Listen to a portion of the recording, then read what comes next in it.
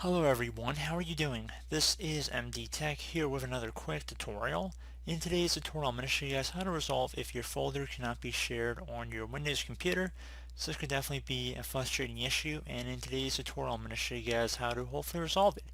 So first thing you want to do is just right click on the folder that you're looking to share, and left click on Properties, left click on the Sharing tab, and then you want to go ahead and left click on Advanced Sharing.